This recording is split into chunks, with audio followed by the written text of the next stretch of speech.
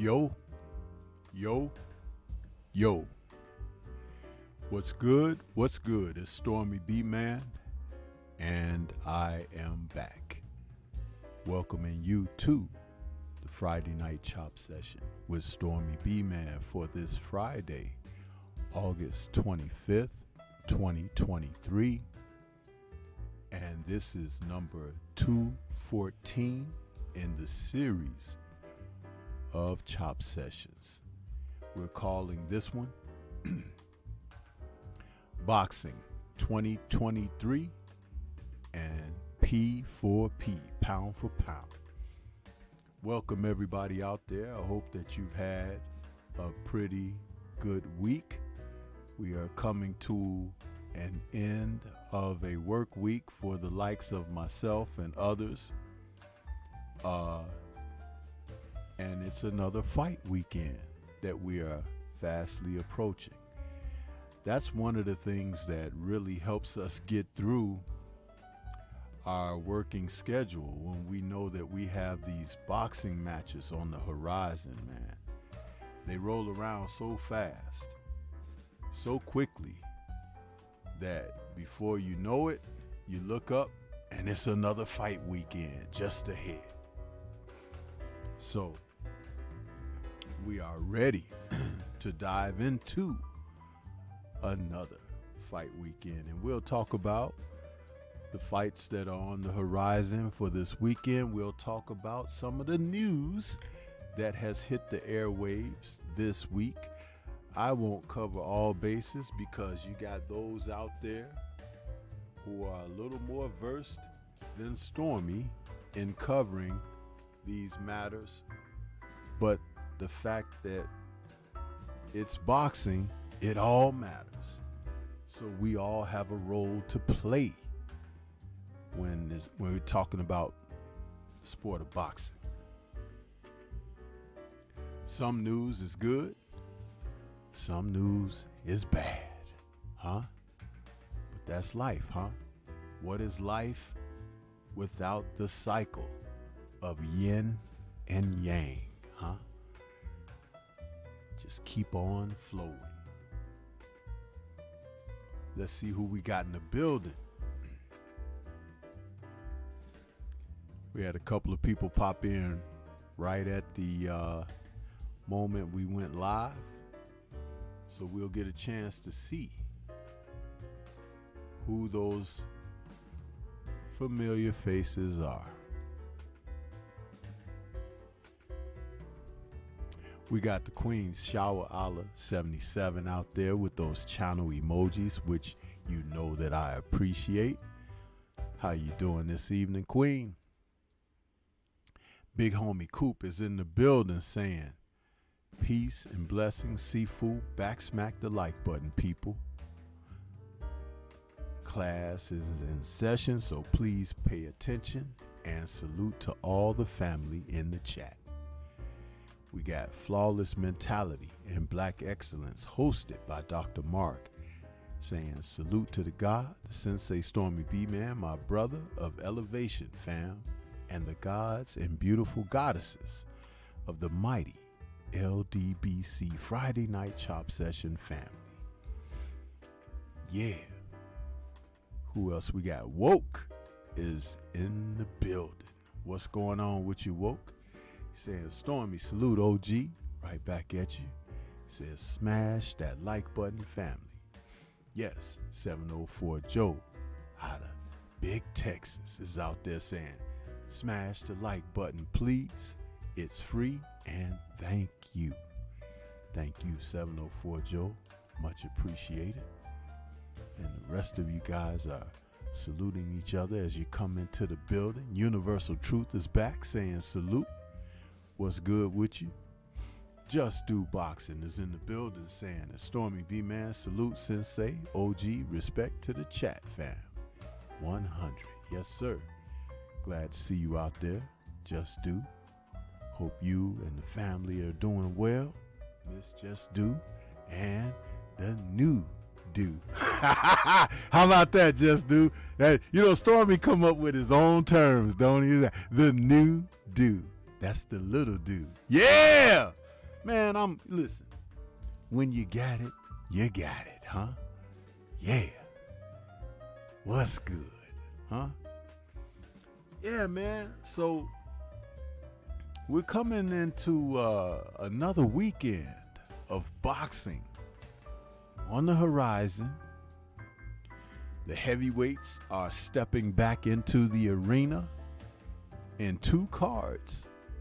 And we'll look toward, these matches. And then the heavyweights have popped up in the news. Yeah, they've popped up into the news. And good news and bad news. Let's start off with the bad news first, huh? Because, to me, the sour apples first, huh? Yeah. We talk about our beloved sport of boxing. As my brother Drew Titan says, the sport that we love, but it doesn't love us back, huh? It's like a step sport to us, huh? The step sport, huh? Because if it was our beloved sport, as it's supposed to be, then that love would be reciprocated. But no, they treat us like a step, huh? Yeah, they step all over our feelings and our emotions and everything, huh? Making Stormy have to come out here and talk about ridiculous fare, such as what has just come down the pipeline within the last couple of hours or so. And what might that be? Some of you may have already heard, huh? Robert Helenius, who just got whacked out by Anthony Joshua merely days ago, huh? Returns an adverse analytical finding in his test before the Anthony Joshua fight. Now, what's interesting is they went on with the fight anyway, huh? Because they get those results very quickly, huh? But they come out with the story today. What that means, ladies and gentlemen, is that pop culture is alive and thriving in the UK once again. And this time it involves the Nordic Nightmare, huh? But why, huh? He's not tested positive anywhere else, but over there, huh? Did they get another mix-up like Connor Ben suggested? Maybe it's the wrong, it got tainted or something, huh? Or maybe it was even Joshua's, huh? Because Joshua did pull some funny shenanigans at the glove selection meeting, huh? Yeah. And he decided not to show up at the glove selection meeting. I did a video on it. Some of y'all don't know that because you don't watch the content, but nevertheless, Stormy covers the bases, huh? But when you don't get your butt in the seat of the class, guess what happens, huh? You're marked as absent. Yeah. And enough of the absentees ends up with D's and F's, huh? At the end of the semester. So welcome, huh? Man.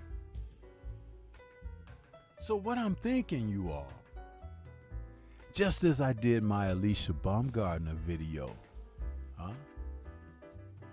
It premiered this morning. Well, yesterday morning, I'm sorry. And Jessica McCaskill has something to say, but she later retracted her remarks. But the information had already been put out. In other words, things have been set in motion already. And what that is that there's something foul about boxing over in the UK. Not that it's not foul in other parts of the world, but very foul when you align matches up under Matchroom Boxing, headed up by the former slave drivers, current slave drivers, Hearn family. Yeah. Starting to make me feel that the drug tests over there can't be trusted. Because it's not just a guy popping dirty. Because the Hearn family choose whom and whom not to throw allegiance and support behind at their convenience. Fighters who may be coming to an end of a contract. Fighters who are seeking a contract. Fighters who may be facing mandatories. And mandatories who may be seeking fights in title shots. It's all a nice big pot of gumbo.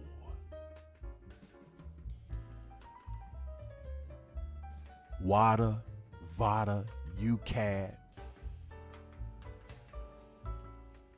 It seems like that money that was thefted, the Saudis, gets spread kind of nicely under the table. Oops, did Stormy suggest nefarious, unethical practices? You bet your fish and chips he did.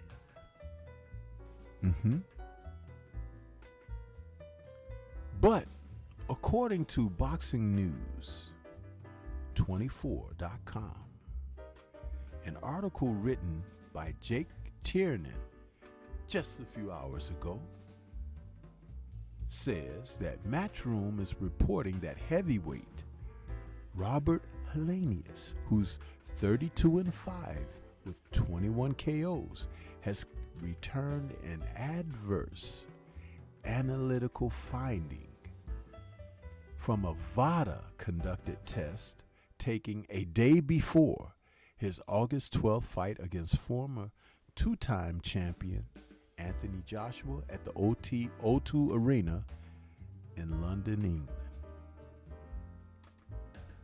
Yeah. According to Matchroom, Helenius was tested on Friday, August 11th, one day before he fought AJ. The real question is, why did it take this long for the results of the test to be released? Ideally, it would have been better to discover this before the fight so that Joshua could have canceled. There's no word yet on what substance the 39-year-old Helenius tested positive for. He was brought in on a 1-week notice to replace Dillian Pop White, who also tested positive for a banned substance. For Joshua, who's never tested positive but receives testosterone exemptions, and other types of exemptions, looking at his body, I would say it's filled with something, and it ain't testosterone, the natural, but that's me digressing. This is the third time one of his opponents has popped for a banned substance. The big three Jarrell Big Baby Miller, Dillian White, and Robert Hellenius. The 6'6" Hellenius bloodied Joshua's nose and puffed up his eyes before getting knocked out in the 7th round after being dropped by a right hand. They failed to check the pocket lining on Hellenius' trunks where Joshua's nuts were, but that isn't mentioned in the article. And I'm sure the banned substance assisted with the bloodying of Joshua's nose and the puffying of his eyes. So as we read this, we have to pay attention to context clues, in what's being written here. So that's why you need the sensei to read it out to you, because I'm going to give it to you clear. Yeah. Is it clear to you? Anytime Hearn family is involved, it's never clear. Not for a man who's stood on the dais and said there was a time when we didn't have to call these people sir and address them with respect. And he said that with hurt in his voice, that he longed for the days of old. And Dillian White, who was seated nearby when he was making those remarks, grinned. A shit-eating grin that was a mile wide, and I think we saw all 49 of his teeth. You know, because he's a lichen, Yeah!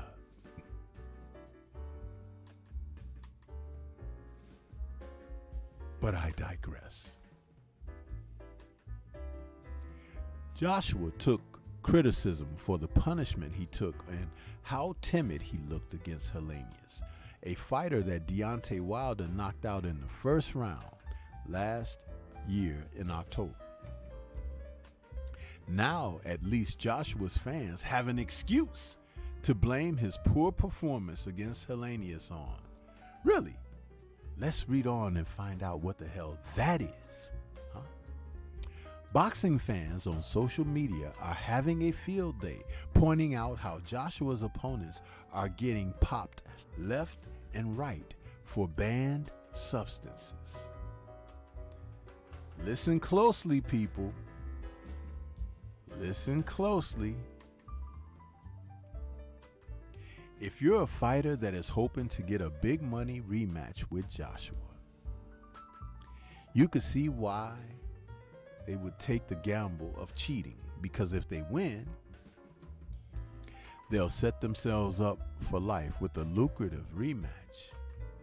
Look at Andy Ruiz Jr., a guy who was just a simple career fringe level fighter until he got lucky,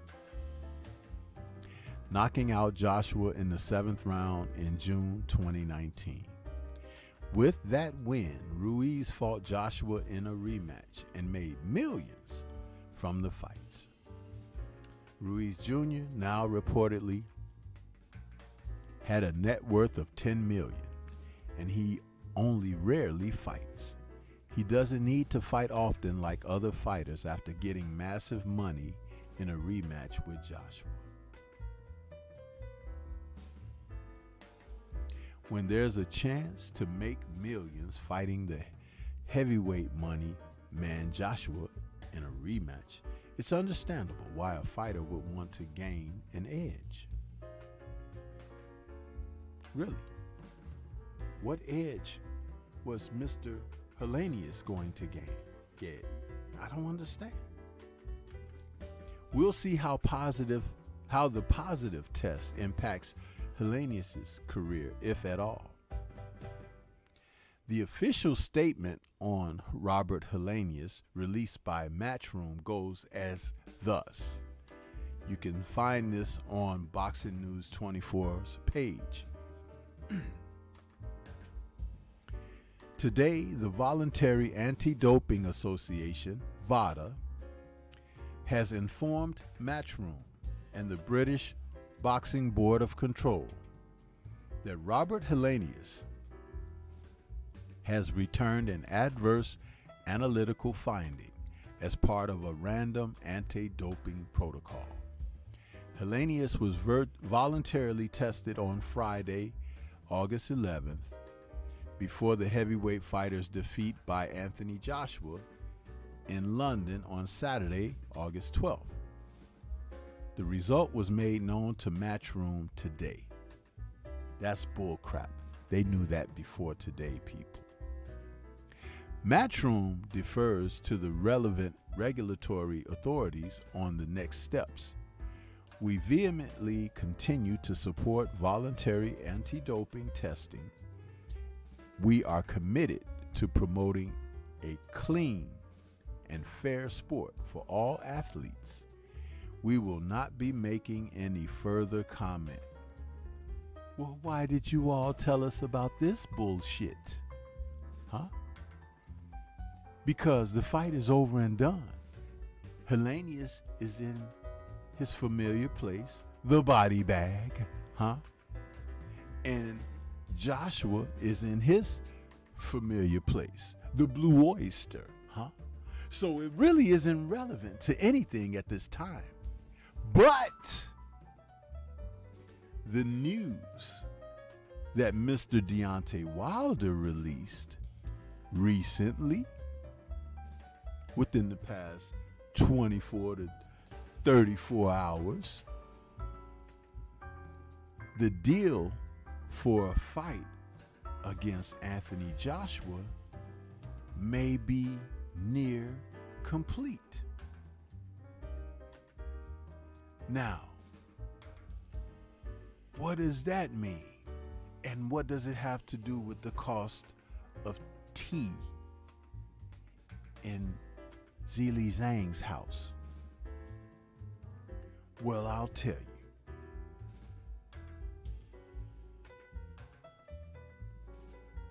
They may be setting up something for when Deontay Wilder faces Anthony Joshua.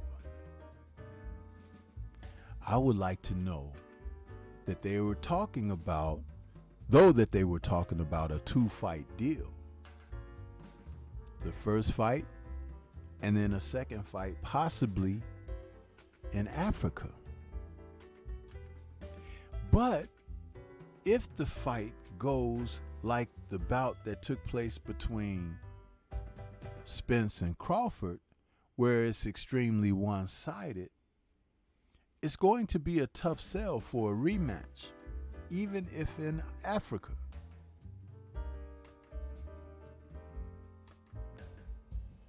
But if there's controversy brewing, that could be a selling point, huh? What if an official steps in too soon to stop the fight for either man? We have a controversial ending. And then we find out that somebody conveniently pops dirty after the fight. An adverse finding in their test. Pay attention, people. Pay attention. Deontay Wilder has never tested positive. And to my knowledge, neither has Robert Helenius. So, this is the game that they play over there. Now, are they trying to have the first fight in the UK? That would be interesting to find out ahead of time.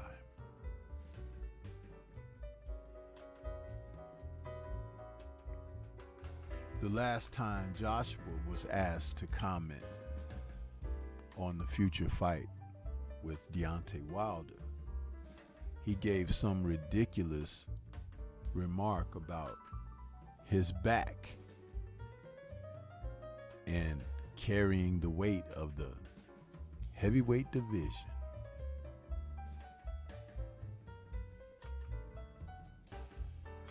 What a coward.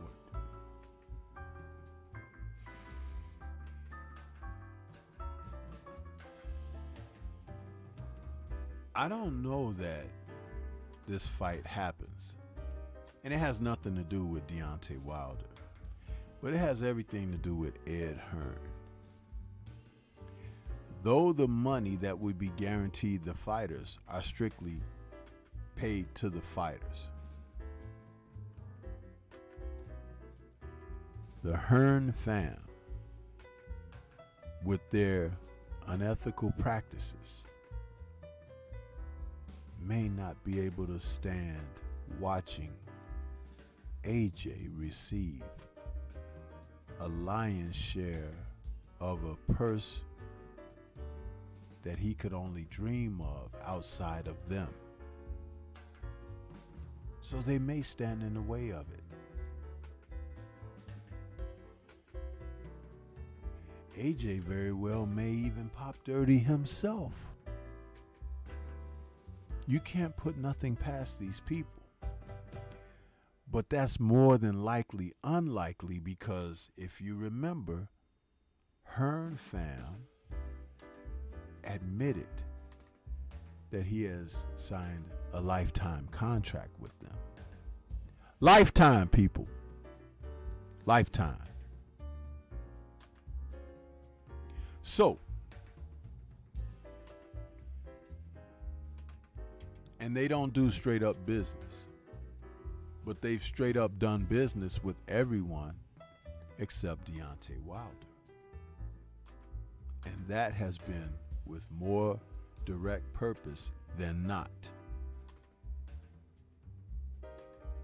So when you pay attention to all of this, and I like to call it white noise.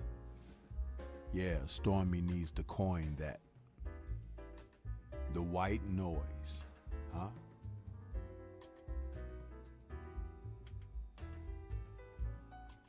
It runs interference through an otherwise smoothly running machine.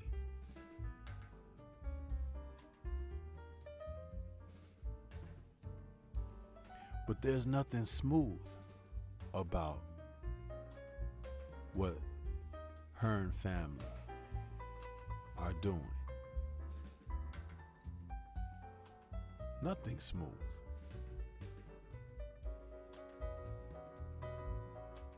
But I just want everybody to pay attention. That's all I want.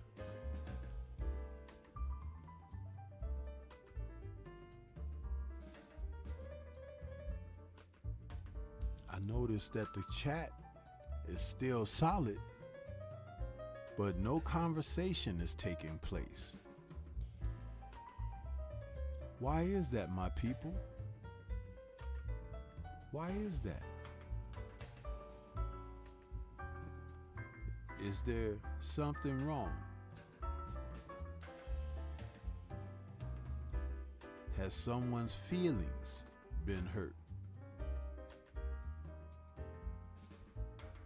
You know, you can let me know. Huh?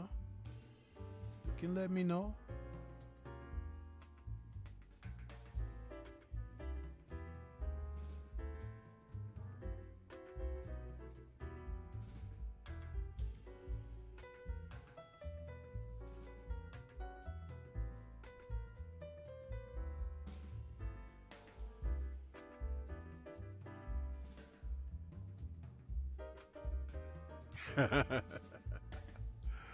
Brother Paul Carrick says, we agree with you. Okay, Paul. I heard that. Shawa says, listening intently. All I'm trying to do is shed a little light. I'm not trying to make it like I'm a know-it-all. I'm picking up information just as you all are. But I'm able to sow these seeds and put the threads together. And next thing you know, we got a sweater, huh? And it looked like the sweater fit Matchroom people, huh? The Hearn fam. Yeah. Paul says everything has been spot on. Really? Yeah. But it's right there in front of us, man. What the devil is going on? Huh? I just listen. When they pulled this stuff, and let's get back to the whole thing about Hellenius for a moment. Remember, the week before, it was about Baumgartner popping dirty. And salute to the brother Tay Jones, because I had a great conversation with him, and he has a background. He has his master's in this sports medicine field and everything. And what they tried to say Baumgartner popped dirty for, 2 substances that if used together, they kind of cancel one another out. There's no way impossible that Alicia took that. And if she did, it could kill her. So what are they, what are they doing, people? Can you say smear campaign for a fighter who may not want to fight for them anymore after their contract has been completed? Yeah. But see, we don't have enough people talking about this. We don't have enough people who could talk about it, but they're too busy with Spence and Crawford right now. Huh? And Shakur Stevenson. Yeah. And, Tank Davis.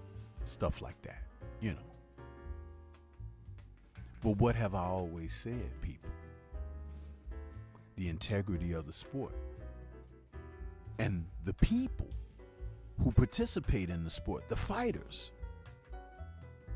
I've always been for the greater good and well-being of the fighter. So when you get these organizations that they are so-called fighting under contractually, and the manipulations and machinations that they pull on these fighters, things that we could never dream of that go on behind the scenes, including alleged threats that may make them want to retract and recant when they say things publicly. Even though when they speak publicly, they may be speaking from the heart. Huh? Yeah. There may be a reason why AJ signed a lifetime contract. To us, it sounded foolish, didn't it? Lifetime. That means you get your 80-year-old ass in that ring, AJ, if Hearn fam tells you.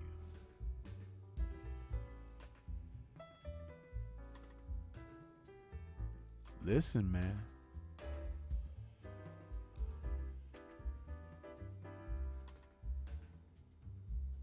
There's a lot going on that we don't know about. It's one of the reasons why I do not try to talk the purses of fighters. You have no idea what's in those contracts, people. What they're signing. Do you realize when a fighter has said that when they are paid $10 million after taxes, it's less than that. After paying their staff and assistants and so-called handlers, it's less than that. Then they have to pay the promoter too, whether or not they do a great job of promoting the fighter. And sometimes you don't know what that percentage is. There was a time when it was 33 1/3, huh? A nice, well-rounded Masonic number. Ooh, did Stormy say that? He sure did.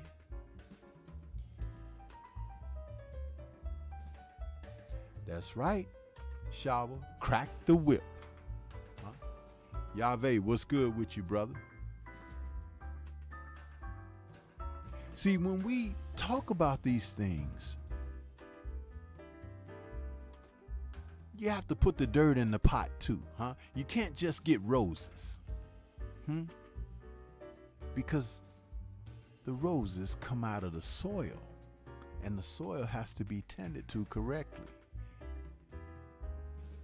But also on the branches, the stems of the roses are thorns. Yeah. How about that, huh? Yeah. You ever went to reach and grab a nice rose and then you get stuck with the thorns? Not pleasant, is it?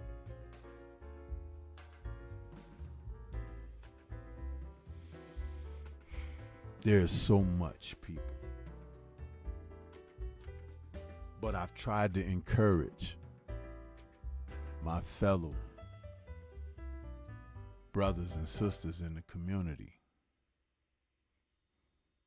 to focus up. Speak on what needs to be spoken on. It does make a difference. But if the fighters don't have the support,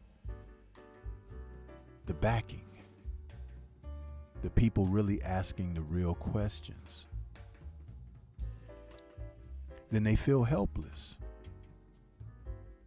There's a reason that Ms. McCaskill recanted her statements, but as she spoke what she had to say,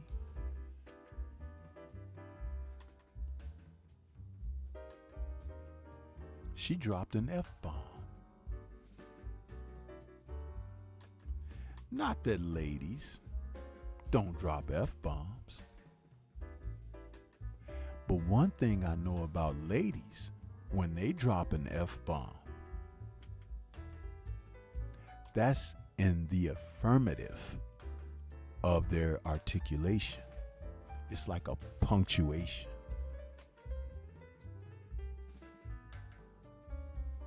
So to make her come back and retract her remarks and to state that what she originally said was totally untrue, they must have turned some heat up on that young woman's backside, I'm telling you. And see, to you and I, we can only imagine what they take her off of television, because you know she does commentary for the Zone. Huh? Does she not?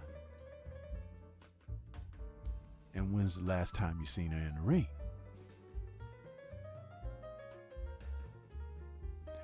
She remarked they had already taken a mandatory away from her and given the fight to someone else. She was undisputed. Now she's only unified.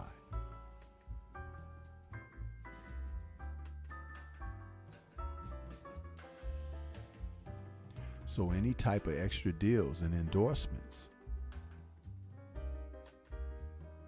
can put someone in the poorhouse very quickly. But imagine countless channels that produce content out here. And see, Stormy's channel is a relatively small channel. That's y'all fault, by the way. That's y'all fault.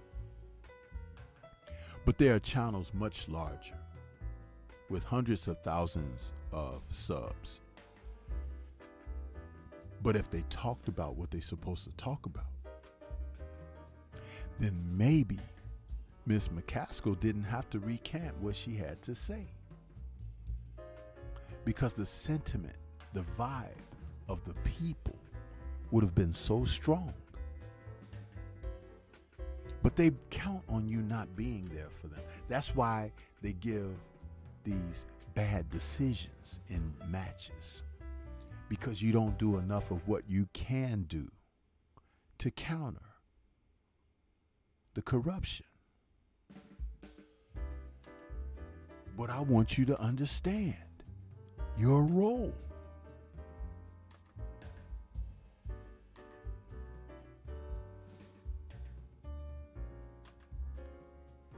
Just like brothers have come out and done content that the Spence Crawford fight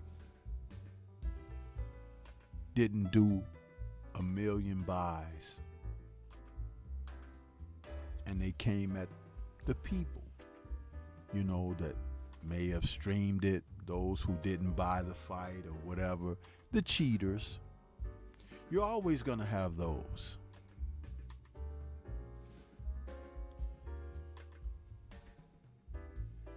But if you took the time out to educate the people a little bit more instead of condemning them, take that knowledge that you have and bestow it upon others so that they can make sensible decisions and not align themselves up with what's popular or not popular. That gang mentality BS has to cease.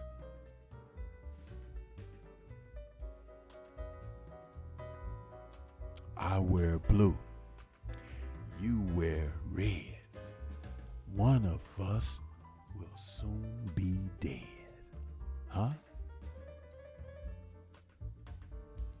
Stop it. The gang that you need to be behind and rep are these fighters that you profess to love, because they put their lives on the line. Literally.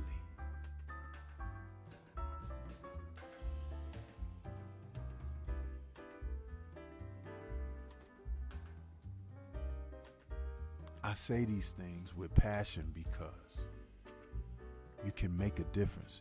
Don't let anybody think that you do not make a difference. You do.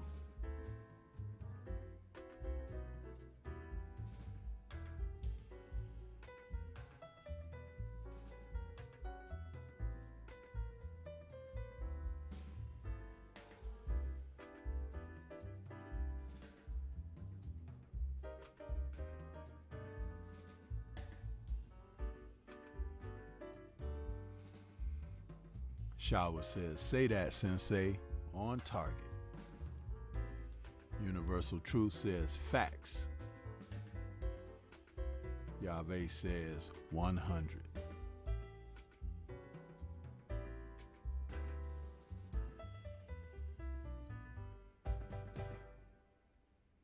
I do what I can, people.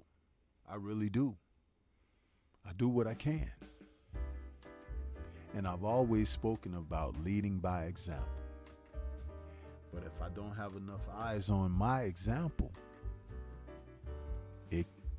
it's not necessarily that much to lead, is it?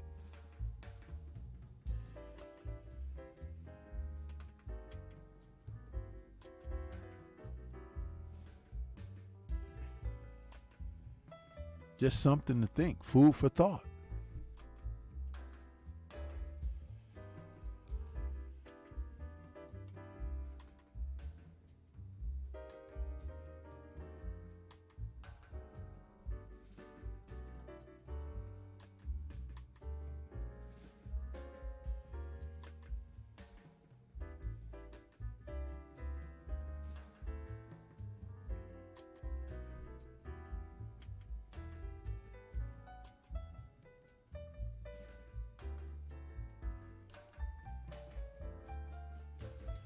I wanted to share with you all this evening an updated version of my Thunderous Top 10 listing.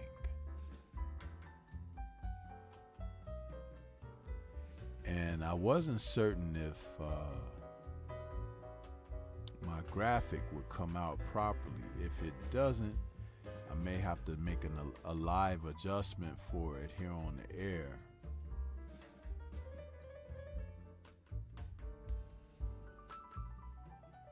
But I put this together, even though I was originally going to wait for the outcome of the fight between Canelo Alvarez and Jermell Charlo. But the more I thought about it, I said, you know what? That fight doesn't have to take place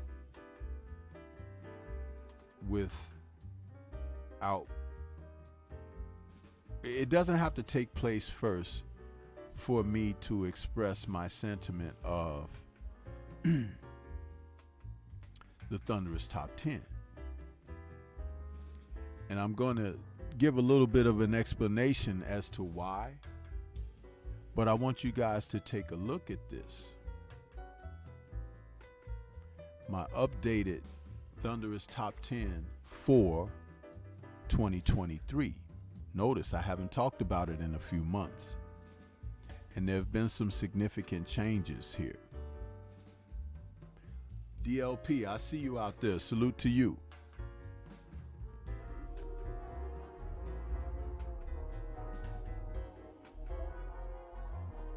I will increase this image so you guys can see it properly.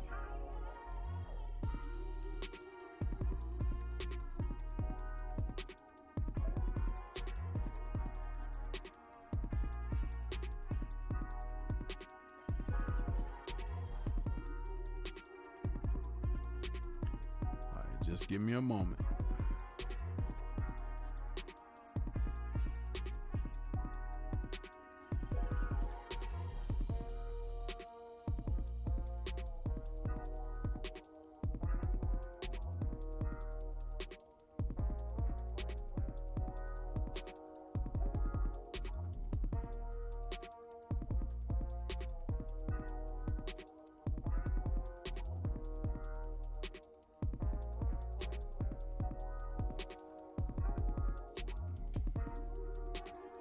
Here we are.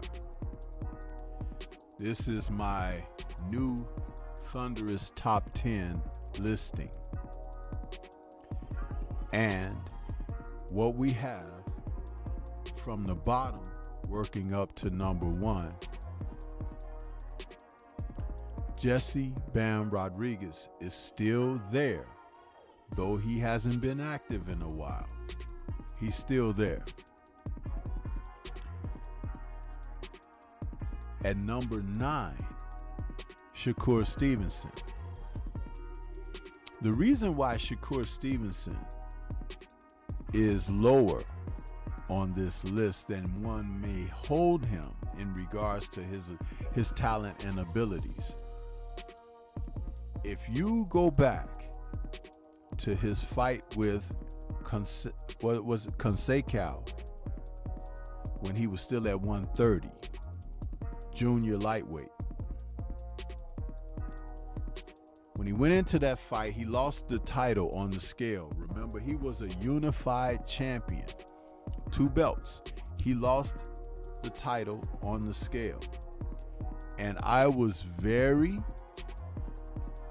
very serious about how I addressed him being unprofessional in losing his title on the scale. And he announced immediately after the fight that, well, actually before the fight, he was going to be moving up after that fight to lightweight. But I expressed how unprofessional it was of Shakur. And I stuck to my guns on that and still have said it. Like, even when people were pressing for him to get a fight with Dev and all of that, I was like, no, he came up to that weight division without a title. He did not fight for a title, and he thinks just because he came up from down below that he's supposed to step over and leapfrog everyone that's there that has earned their stripes in the division. That doesn't happen. But if he had come up as a titleist, unified at that, he could have gotten an immediate fight with Devin. That was his loss. But guess what he has started to admit, people? He was unprofessional, he said. He only had a 5-week training camp, he said. It was his fault. He has vowed to not do it again. That was Shakur's fault. I saw it before he admitted. Now it's almost a year later. I said that. Trainers know when fighters are bluffing and BSing it. I talked about it, and nobody paid any mind to what I had to say. Now, as he has gone around and he's making more interviews with people, he has been under the Bud Crawford camp and watched the professionalism over there and everything. He has come clean about himself. A 5-week training camp for Consequao for his belts.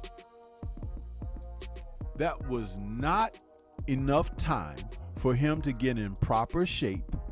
And he probably thought, as arrogant as he can be, that I can outbox this guy, I will win. But when he couldn't make the weight, embarrassingly, he lost the titles on the scale, people. And I'm going to tell you something.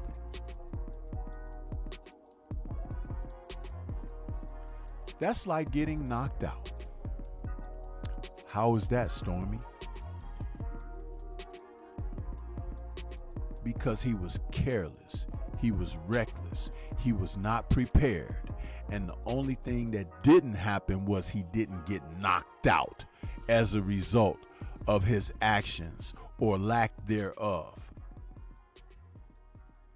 So he doesn't get higher praise than an acknowledgement that he is one of the Thunderous top 10. It's as simple as that. I'm not looking for agreement. That's coming from me and the lens of which I see boxing.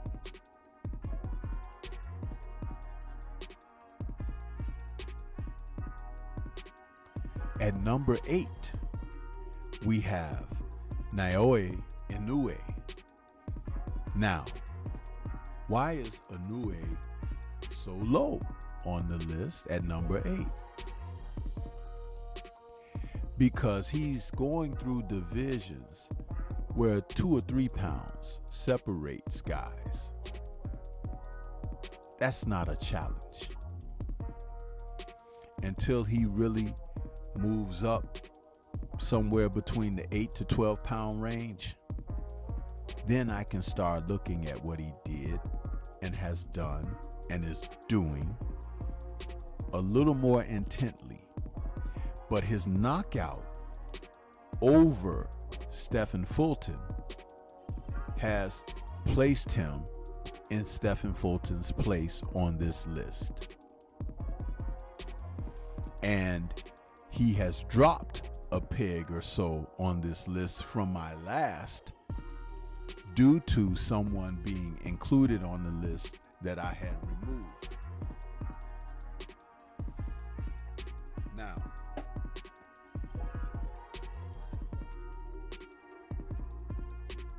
at number 7, Earl Spence falls down to number 7 due to the performance.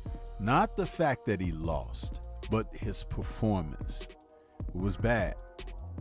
But he's still a top 10, thunderous top 10 fighter. And he was originally in the top 5 on this list. So he didn't fall very far. It's just that a couple of other fighters have been elevated.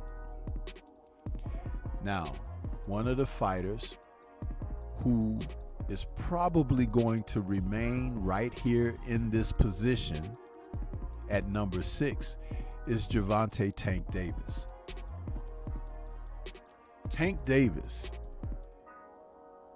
as long as he doesn't fight his contemporaries, who are the best of what the sport has to offer, and he can't get out of the Latin fighting base, Tank Davis will not garner any further respect than where he has placed himself or allowed his handlers to place him, because he's not challenging himself.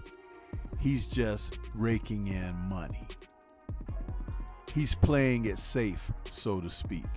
And if you guys can't see that by now, you'll never see anything else, because you are believing the hype. At number 5, who moved up, is Dmitry Bivol. Single-handedly, with his defeat of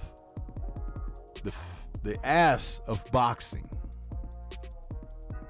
Canelo Alvarez, Dmitry, who also had a rematch clause with his bout with Canelo. Canelo has run from this man like the plague. Even as other fighters have suggested that you need to get back in there and get that work, Canelo has said, hell no. I don't know a Dmitry Bivol. I've never heard of him. Even though he's on Canelo's 59-2 or whatever record he's got, he don't remember a gentleman out of Russia by the name of Bivol. And so Bivol continues on as a top fighter on the Thunderous top 10 list. And he's a very good outboxer who can control range and distance. He's busy with his hands and his feet. That doesn't mean he has great feet, but his feet are effective enough that for plotters like Canelo, it's a bad pick to face someone like he. So, at number 4, we have Artur Beterbiev, the exact nemesis of Dmitry Bivol, that some people feel that Bivol can take him. But salute to my brother, John Scully, the Iceman, who's an assistant trainer of Artur Beterbiev, who offered up well over a year ago that the two men had sparred in the gym. And Artur handled Dmitry to the degree that he humbled Dmitry, and that publicly Dmitry will say, oh, I would love to unify. But he doesn't mention Artur Beterbiev at all.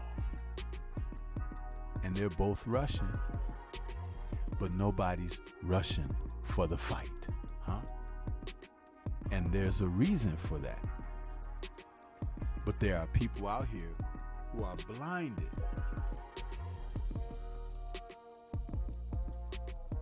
They are blinded by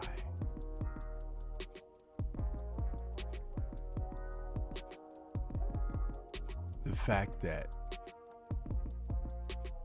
Dmitry fights well at mid-range and distance, but Artur has a 100% KO percentage and can cut the ring off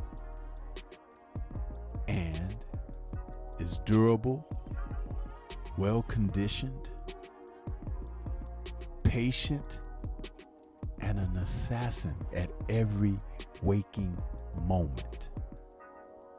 Haven't seen the likes of him in a long time. He's a throwback. You can put that man back in the black and white TV days, and he will thrive. There's not a lot of fighters that you can say that about today. And Arthur is that guy. He is for real, people. And due to he being a devout Muslim, practicing, he's a principled man and a family man. He doesn't watch boxing. He doesn't really care about boxing until they tell him, Arthur, we got this fight for you, and he goes into training. He's got that type of dedication, tunnel vision, focus, and he fights like it. Now, at number 3, the Dream, Devin Haney. For anyone out there that wants to be dismissive of his position on this list, please tell me the men who are lining up to get in the ring with this young champion. After all that he sacrificed for the opportunity to become undisputed lightweight champion of the world, from promotional circumstances to regional circumstances, contractual circumstances, economic circumstances, and the sacrifice of remaining at a weight where he has been since he was a teenager. Discipline, professionalism, and even Floyd Mayweather Sr. said, that young man is the next man up. We're talking about someone whose son has been noted in modern day boxing as the man.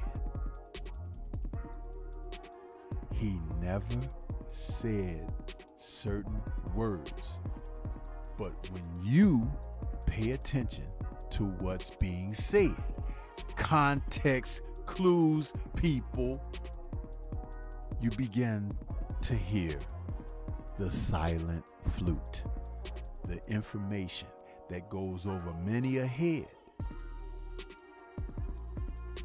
and may fall on deaf ears, but it's right there for you. Even Regis Prograis is trying to find a way out. That says something. And if I'm not mistaken, when Floyd used to be Money Mayweather, he had the same problems. He wanted to fight this guy and that guy and this champ and that champ, and everybody avoided him. Shane Mosley made up an excuse. I gotta go to the dentist. What the hell was that? That sounded like when Joshua said, my back, when they asked him about Wilder. You see how history repeats itself? Excuse me. In boxing, I tell you guys these things and I share them with you, but it's like, again, if you choose not to pay attention, you choose not to pay attention.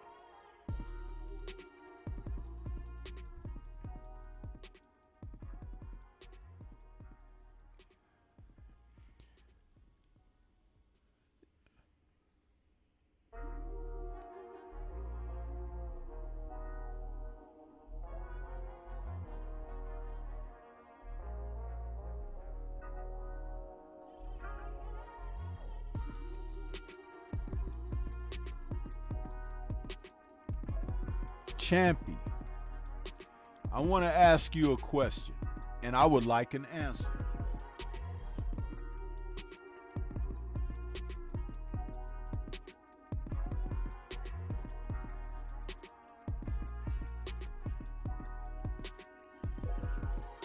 Shower got him already. But I was going to ask Champy.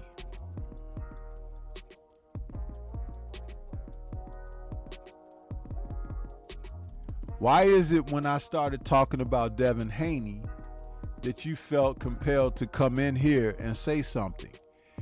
You don't subscribe to my channel. You've never participated in my chat.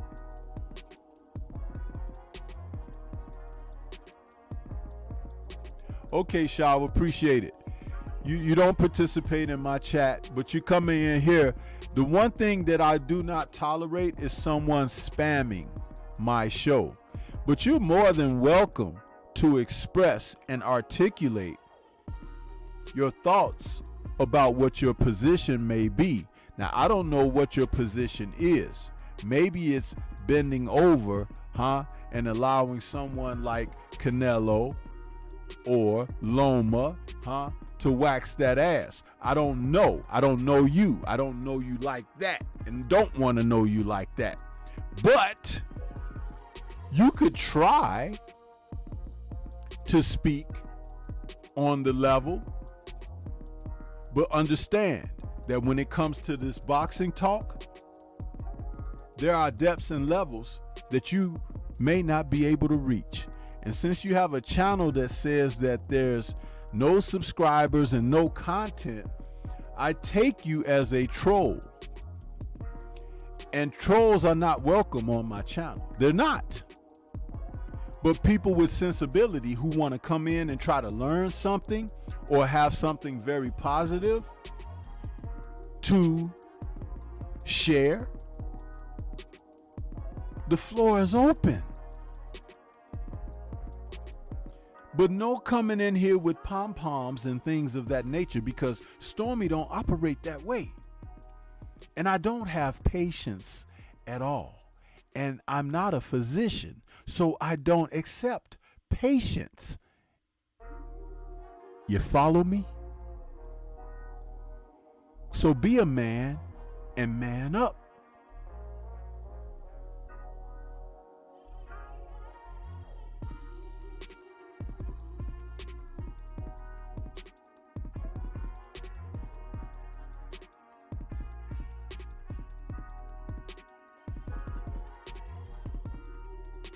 Chat, does it sound like Stormy is crying?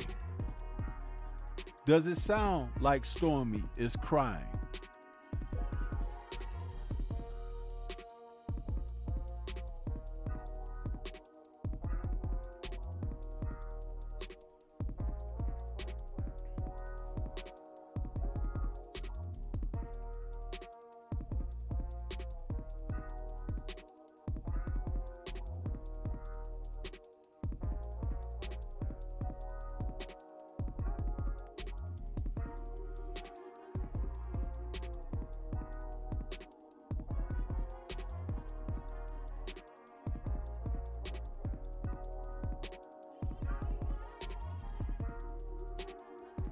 Don't bring him back. Don't bring him back. Let him go and create a new account so he can get my views up. But when he comes back, ghost him. I don't care who does it. No timeouts. Stormy don't believe in timeouts. We believe in execution.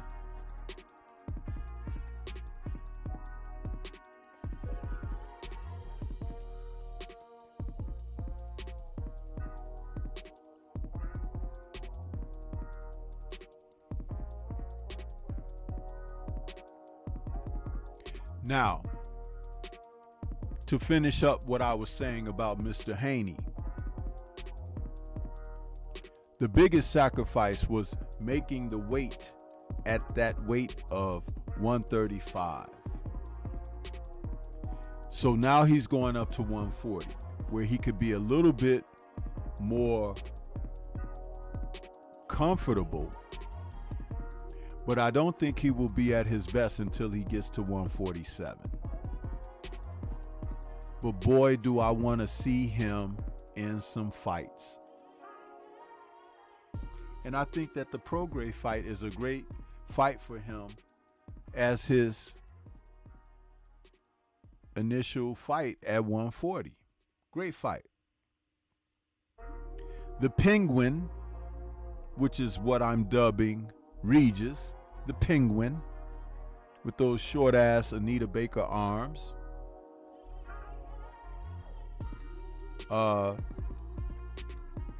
Devin's gonna box circles around that guy.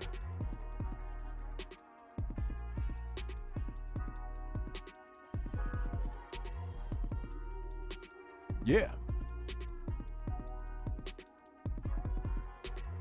Now, at number two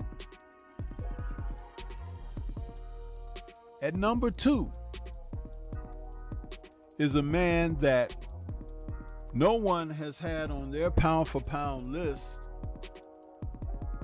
as far as the major boxing organization, magazines, and stuff like that. And how is that? I don't know. Jermell Charlo, whom, as I've stated many occasions, Jermell Charlo is a fighter that in the ring, I could watch him do his thing. He's well-tooled, well-schooled, and as I stated, he holds the single acknowledgement out of any fighter in boxing today that he has literally knocked a guy out with every punch in the arsenal. Uppercut, right hook, left hook, jab. That's outstanding. Outstanding. Outside the ring, he could use some mentoring.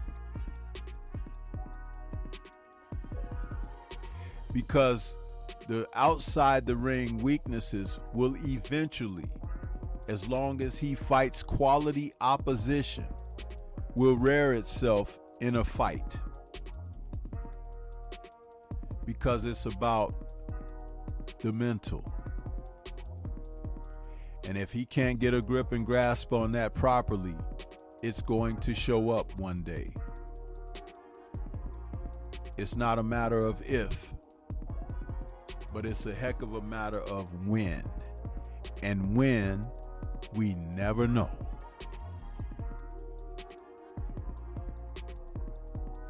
That's like, you know it's going to rain one day, but you don't know which day. And you don't know for how long. It might rain for a couple of seconds, or it could rain for far longer.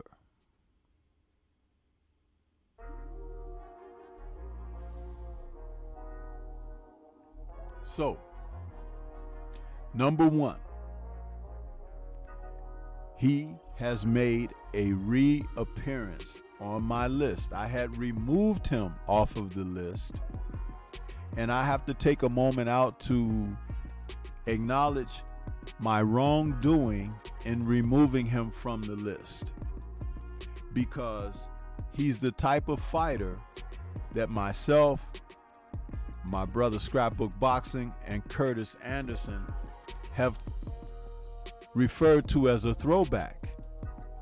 Just like when we talked about Artur Beterbiev being a guy you can put back in the black and white days, Terrence Bud Crawford is a fighter that you could put back in the black and white days as well.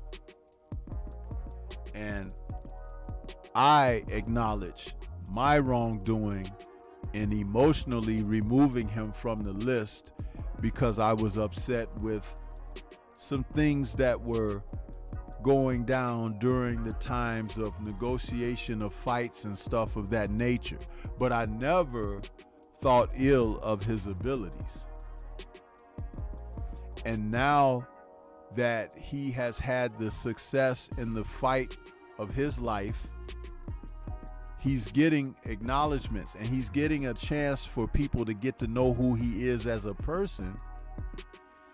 And I'm finding that there are some things there that I did not know about personality-wise that really gives me a greater understanding of where I held him as a fighter and why he's held that way. This man is the best fighter in boxing today, Terrence Bud Crawford. And he is as talented and good and focused and competitive as any fighter in the game today. But he's a rare bird in the fact that he has a lot of that is evenly distributed amongst him, that raises the level of whom he is as a fighter. So Terrence Bud Crawford is my number one thunderous top 10 fighter. And after the impressive outing against Earl Spence, people are just going to have to respect what he accomplished. And though there are those who are looking forward to a rematch, I am looking forward to, if he can go up higher and defeat the likes of Jermell Charlo or even Canelo Alvarez, as is now being talked about, the winner of that fight. And it's going to be interesting. When a person is talented and they're good or they're great and they're motivated, sometimes the sky is the limit. But that is something that I acknowledge out of what we have here with this young man. And, I was wrong for removing him off of the list, but he's definitely a guy that heads the class in boxing. So there you have it. That's my thunderous top 10, new and updated. Canelo Alvarez is a drug cheat. He's already popped dirty a couple of times, and I don't acknowledge the drug cheats on my list. So with that being said, that's the thunderous top 10 2023 updated as we're going into the third quarter of the year. And I just hope that people can look at that and understand how I've been able to explain my choices and the people who have found themselves on this list. If you have other fighters in mind that you think should be on the list, understand that, hey, this is boxing and how I see it through the lens of how I view it. And if you look at that, there's enough talent on this list that can compete with anybody out there in their divisions and in the sport, headed by a guy at the top that is just incredible. So that's my thunderous top 10, you guys. I appreciate you listening to what I had to say about that. So back to the show. So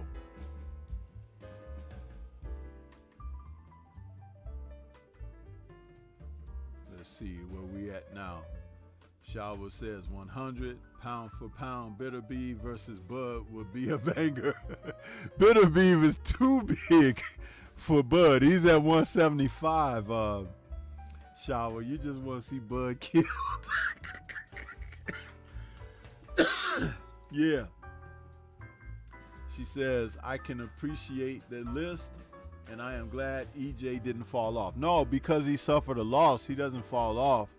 He just dropped down a couple of notches, because let's not forget, he was unified. So he beat the other guys for those belts, and he beat them handily.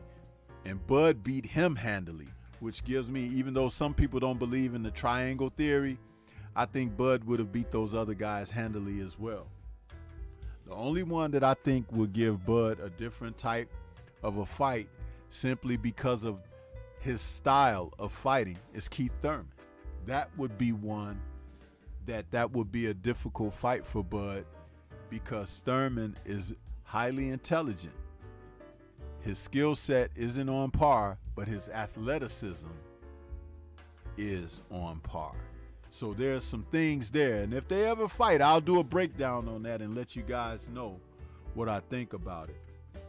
So, Shower says, pound for pound OG in a world where they are the same size. Oh, okay. You talking about Bitter Beef and Bud. But if they were the same size, Bud probably knock him out as well. Because he's a puncher. But you cannot look at Bud as you can no longer look at Bud as not being a puncher. The guy can crack. I mean, 11 straight knockouts at welterweight or whatever. I mean, it's just ridiculous. It's ridiculous.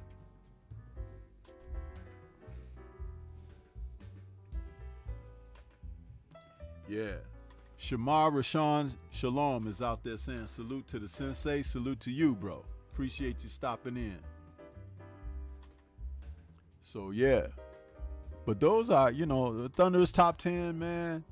You have to say that, after I put that list together, I put it together recently, and I was saying to myself, you know what? That's a pretty strong-ass list, though. It really is. And there are guys in there who can move. But it depends on who's going to move with them in the ring. You know what I'm saying? I've got my updated ladies list. Maybe I'll premiere that one next Friday. But I got my updated list for the ladies as well. And that one has changed tremendously. So, but this sport is a wonderful sport, man. I love it. I love what we do here. And, covering boxing, man. That's what we do.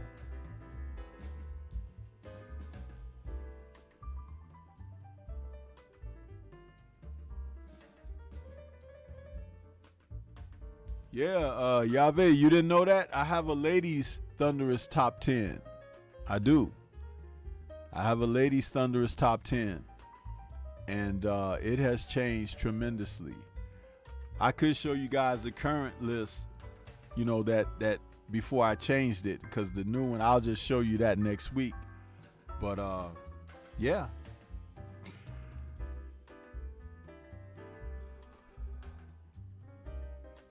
Yep. Told you guys, Stormy be out here working, man. It's just that it's not enough people that come through and take heed to what I have to offer. You know what I mean? It's like there's some good stuff to be enjoyed over here.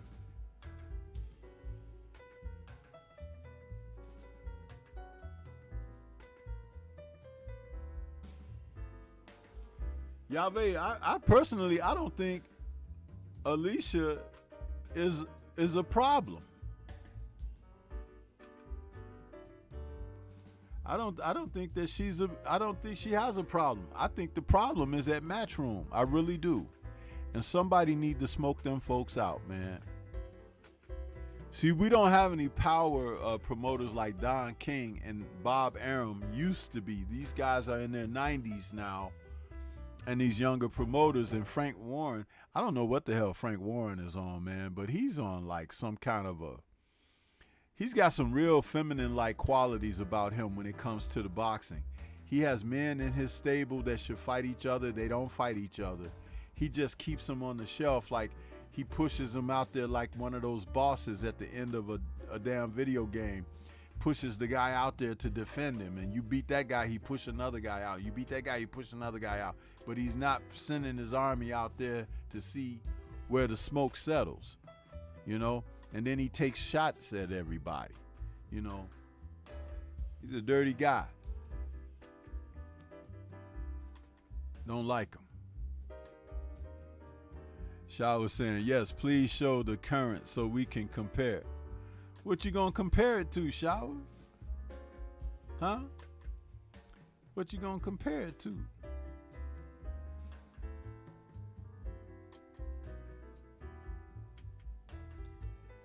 want to see the current list. All right. Since you twisted my arm, Shower, I'll show you the current women's Thunderous Top 10.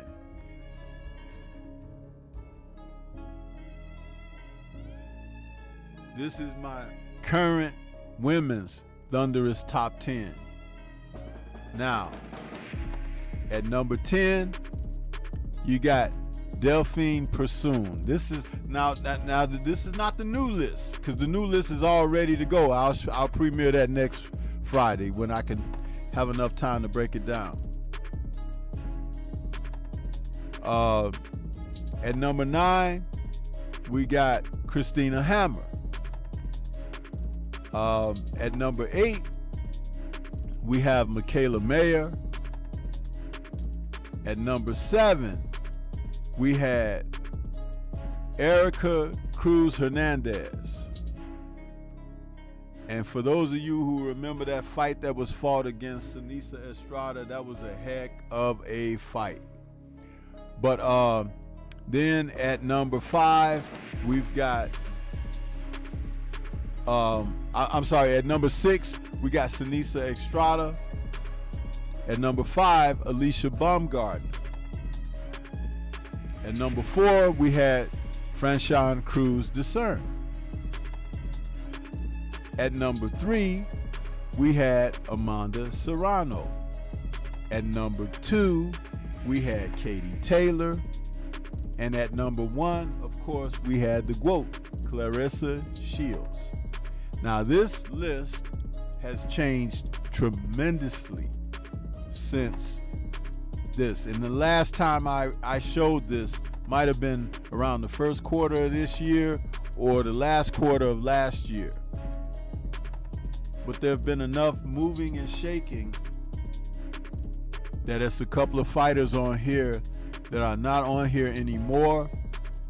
A couple of fighters who are in there now. A couple of fighters who have elevated on this list.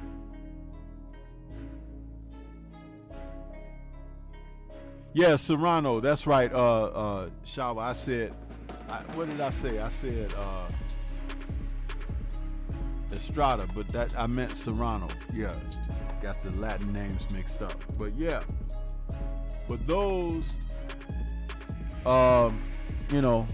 those are these women that are competing right now. We know that Franchon Cruz Discern is no longer a champion now. And Katie Taylor lost, trying to move up to that next weight. And they're getting ready to have a rematch on that fight. Amanda Serrano, she seems to be slowing down a little bit. Michaela Mayer has been a little bit inactive. Of course, Alicia has taken some huge strides with what's going on in her career. And of course, Christina Hammer and Delphine Persoon, those two, as good as they are, I'm just going to say it right now, they're not on this list that's been updated. And I have to tell you that when you see the names that are on this list next week, they are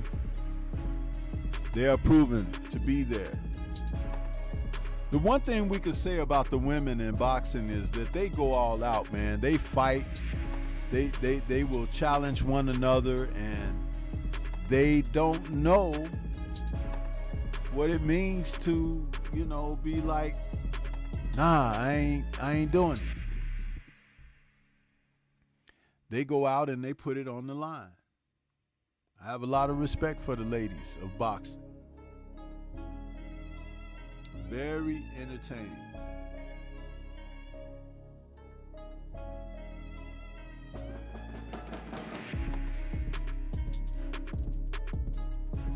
Yave says quite a few females have moved to PFL. Boxing doesn't pay the respect they deserve, apparently. Yeah, it's tough. It's tough.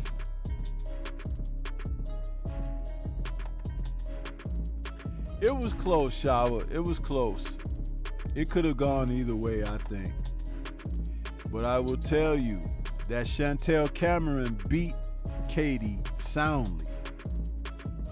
It's going to be interesting how much Katie got left for that rematch, because Chantel fights like Katie. It was like Katie fighting herself. Believe it or not.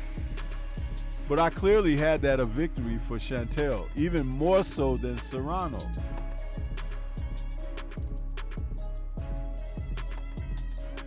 And I'll tell you something.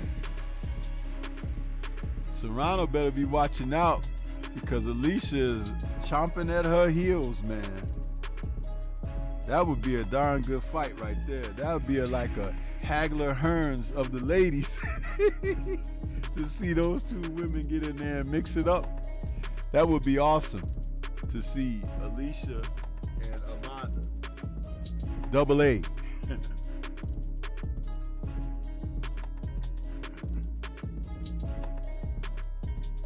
Yeah.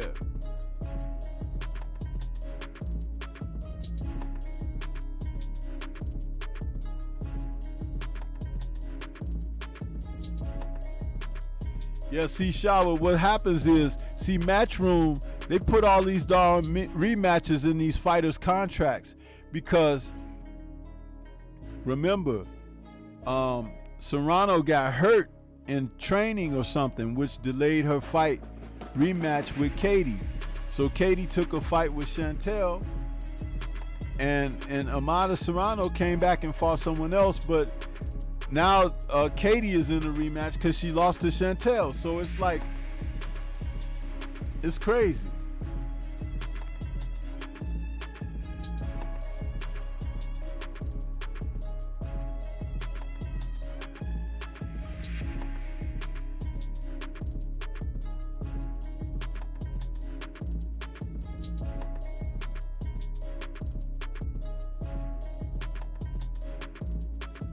DLP says, I thought Pursoon had Taylor twice. Well, she definitely had her in that first fight.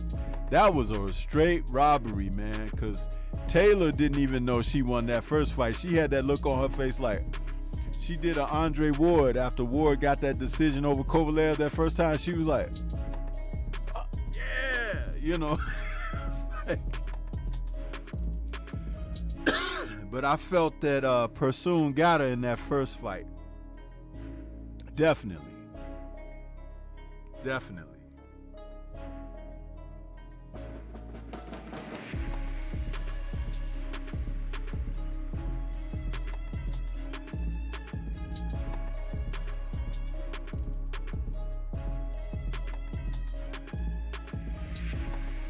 Shower says she wants to see Shadisha.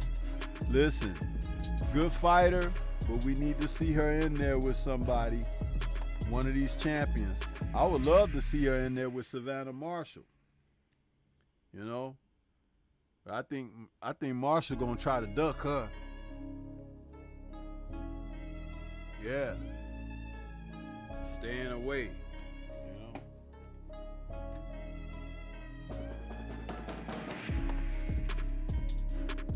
I got a spider bite on my hand. I'm trying to put some cream on it.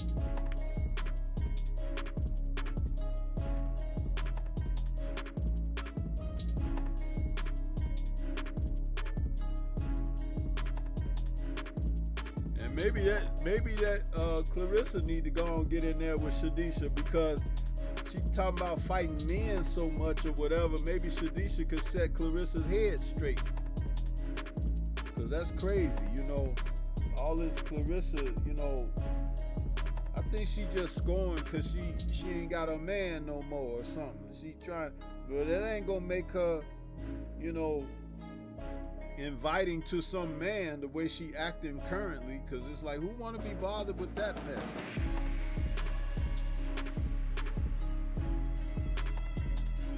All this masculine women stuff, man, this is crazy. You know what I mean? Why you want a man if you want to be so doggone masculine, huh? We like to watch the boxing, but we don't want women that think they can whoop our butt. Forget that. used to love Angela Mao kung fu movies, but you think I want to get with Angela Mao and she be trying to do kung fu on me? Gotta get in there in the kitchen and, you know. Anyway, before I get myself in trouble talking too much. But yeah. So what you guys think of this current Thunderous top 10 for the ladies? But that's what I had up there. So, but it is definitely a new list, huh? For next time, for next week. Yahweh says, Alicia versus Amanda, take my money. Yes, sir. Yes, sir. We'll take it. We'll take that, won't we? That's a darn good fight, man.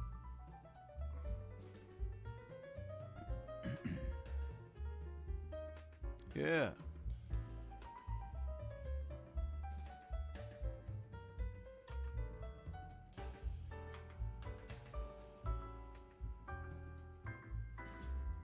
So, we got this big fight coming tomorrow from Poland, you guys. We got Alexander Usyk defending his unified heavyweight titles against Giant Robot, Danny Dubois. If you guys saw my Tuesday tussle, you'll know what that means, talking about the Giant Robot. But he think he gonna get in there against Usyk and bang him up out of there. But I think Usyk gonna bang him up out of there.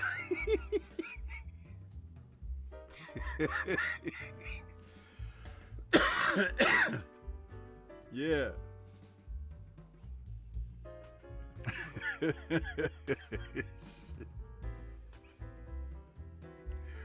Hey, listen, man.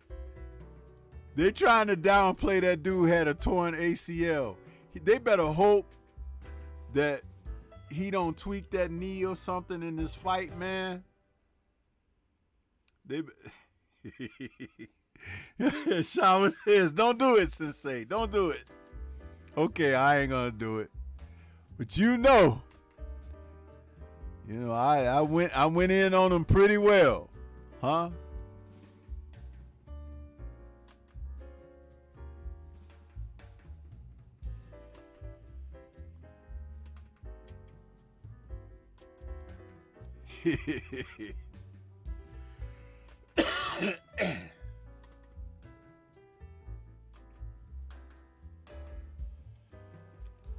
This dude don't have no mobility or nothing. It's just a mannequin up in there.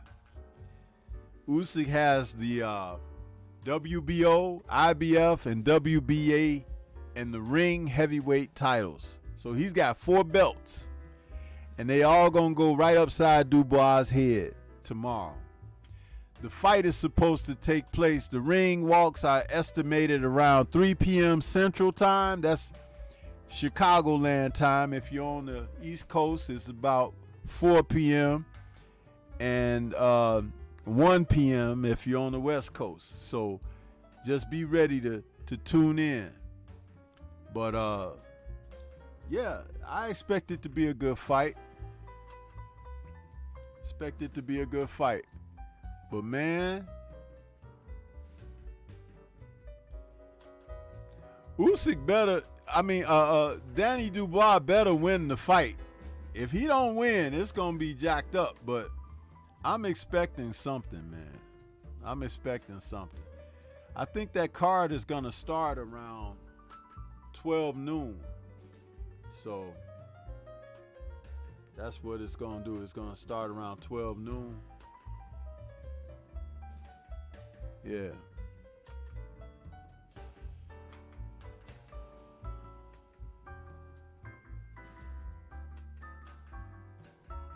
Yeah, I want to see this. I think Danny Dubois gonna get embarrassed, though. I really do. Talked all that junk and everything. You know.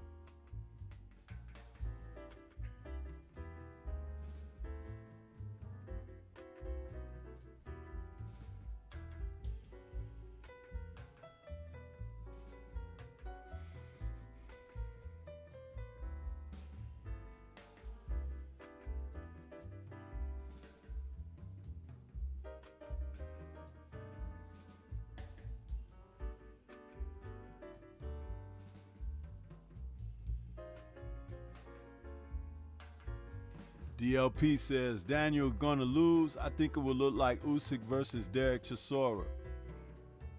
I think it's gonna look like when Danny fought the last guy he fought, that guy Lorena, who was a southpaw coming up from cruiserweight, and he had Dubois down 3 times in the first round.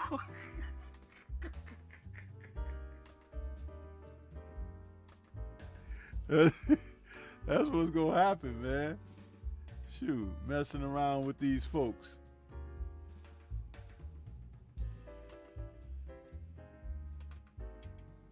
Yahweh says Earl needs Blu-ray and Daniel needs Healer the teacher for the hashtag focus balls. Yeah, man. He needs something.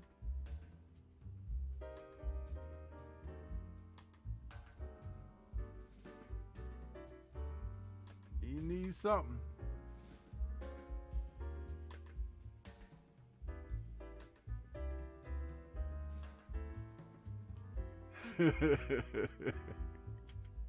That's crazy, man.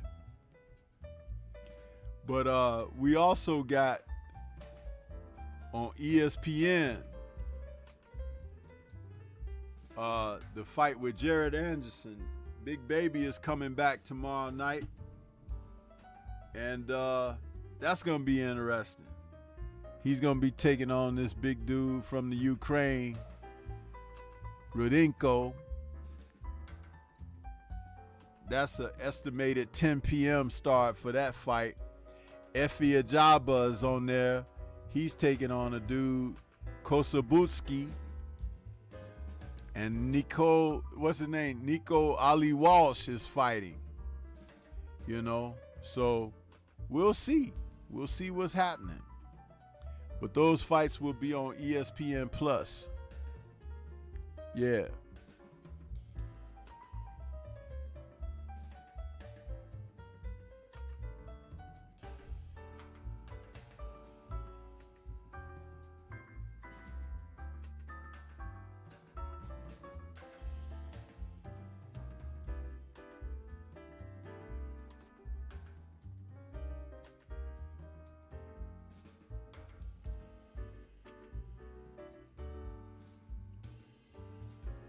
DLP, I think Jared gonna get him out inside of 4 rounds. He going that they brought this guy in to be an opponent so he could look good before the end of the year, cause he looked, vulnerable against Prince Charles Martin. So I think that's the whole point of this fight for Jared. Now there's supposed to be a heavyweight fight between 2 guys, a 10-rounder, scheduled for 10-rounder. Bakodir Jolalov is set to fight Honoroi Anarami. I don't know these guys at all, but that's a heavyweight fight. Jolalov is 12-0, and he's got 12 KOs.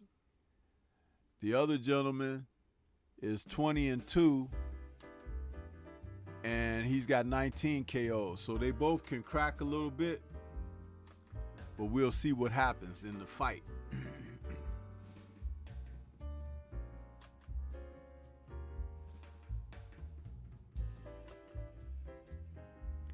Yeah, I think Yahweh that Martin took it easy on Jared.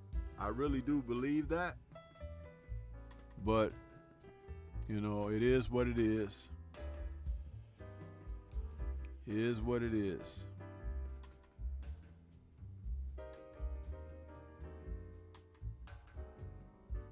But yeah, man. Boxing is a trip, I tell you. Sometimes things just don't go the way you think they're gonna go. Guys be getting upset and stuff. It's crazy how it pans out, huh?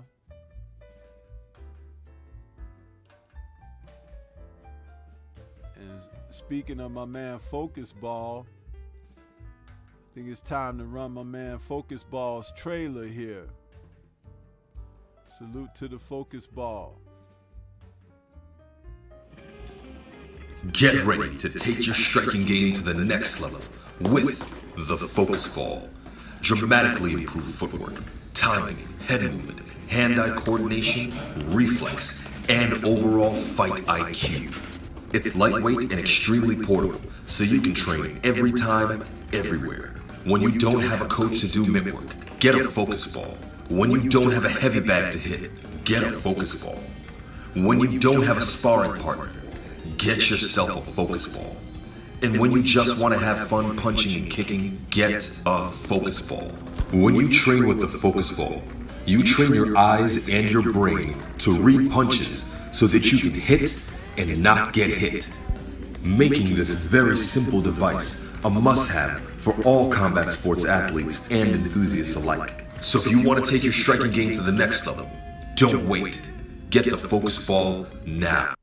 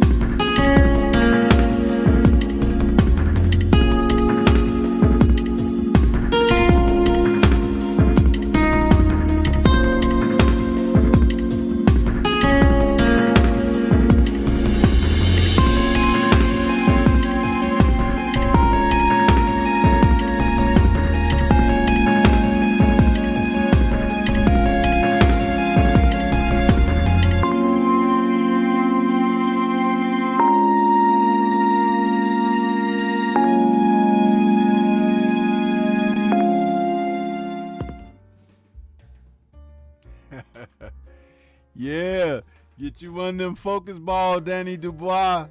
Hey, it's too late now. The fight is tomorrow, so you should have been training with it before now.